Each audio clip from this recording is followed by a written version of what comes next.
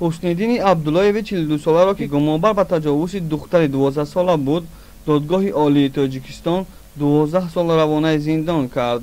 ёдовар мешавем ки қаблан додгоҳи шаҳри ҳисор гумонбарро ба 5 соли зиндон маҳкум намуда, бо истифода аз қонуни аф аз толори суд ва иҷрои ҷазо озод карда буд. баъди муроҷиати пайдарпайи ҷомеаи шаҳрвандӣ, додгоҳи олӣ ҳукми додгоҳи ҳисорро дар робита ба таҷовузи ноболиғи 12 сола бекор кард. рӯзи 10 ноябр додгоҳ ҳусниддин абдуллоевро бар асоси моддаи 138 қисми 3 банди айи таҷовуз ба номуси шахсе ки ба синни 14 солагӣ нарасидааст ё хеши наздик аст, гунаҳгор дониста ба 12 соли зиндон маҳкум кард. ёдовар мешавем ки хабари дастдарозии марди 42 сола ба номуси духтари 12 сола ҳанӯз соли 2019 расонаӣ шуда буд.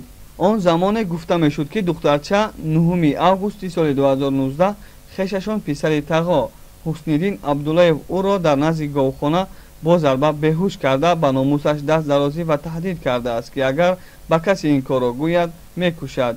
ин амал минбаъд маҷбурӣ чандин маротиба такрор шудааст.